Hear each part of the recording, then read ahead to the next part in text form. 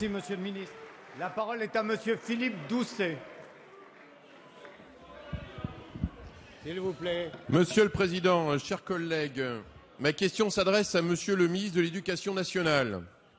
Monsieur le Ministre, tous les républicains le savent, tout commence par l'école, pour former des citoyens, préparer les enfants à s'insérer dans la société et à être acteurs du redressement de la France. Dans les temps les plus difficiles, c'est là qu'il faut concentrer son énergie, ses moyens, son ambition. L'énergie, c'est celle de l'espoir que l'on met dans les jeunes générations. Les moyens sont ceux que peut y consacrer la puissance publique.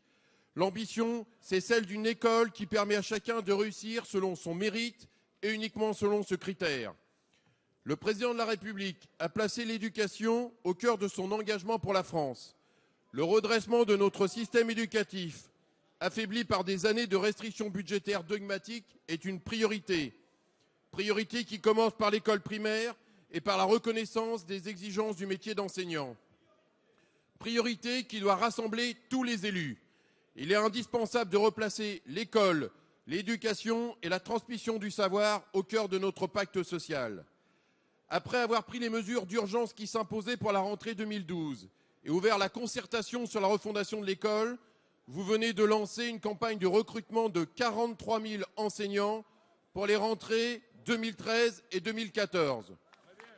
Ceux qui aujourd'hui vous invectivent en refusant le recours à l'emploi public ont réussi ces dernières années, prouesse rare, à supprimer des postes de fonctionnaires, à supprimer leur formation, tout en dégradant la situation des comptes publics. Monsieur le ministre, pouvez-vous nous dire dans quelle stratégie globale pour la réussite scolaire s'inscrit le plan de recrutement lancé hier par le gouvernement? Je vous remercie. La parole est à Monsieur Vincent Peillon, ministre de l'Éducation nationale. Monsieur le Président, Mesdames et Messieurs les députés, Monsieur le député Philippe Doucet, au moment où on se parle aujourd'hui, à Amsterdam, on a eu encore un rapport sur l'état des lieux du système éducatif français, le rapport Pearce. Il montre, et ça ne mérite pas autant d'aboiements, que le système, depuis 2007, est en train de provoquer des difficultés toujours plus importantes chez les élèves français. Lorsqu'on supprime des moyens, lorsqu'on supprime la formation des enseignants, lorsqu'on ne permet pas l'accueil des petits, eh bien on a ce résultat qui est l'abaissement de la France dans les évaluations internationales. C'est pour cela, pour redresser notre pays, que le Premier ministre, le Président de la République, l'ensemble du gouvernement ont décidé de faire de l'école, parce qu'elle est l'avenir de la France, une priorité.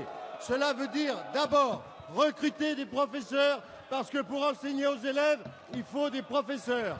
Ça veut dire deuxièmement former ces professeurs alors que vous aviez supprimé la formation des enseignants. Ça veut dire troisièmement être capable de mettre la priorité sur le primaire pour les apprentissages fondamentaux. Ça veut dire quatrièmement être capable de mettre en place une orientation choisie et des continuités entre tous les niveaux d'enseignement. C'est cette politique qui sera présentée à la représentation nationale à travers la loi d'orientation et de programmation. C'est cette politique dont vous pourrez débattre. C'est cette politique qui sera poursuivie dans le temps long nécessaire à l'action publique. C'est cette politique autour de laquelle l'ensemble des Français de bonne volonté doivent se retrouver, parce que c'est l'avenir de nos enfants et c'est l'avenir de la France. Merci.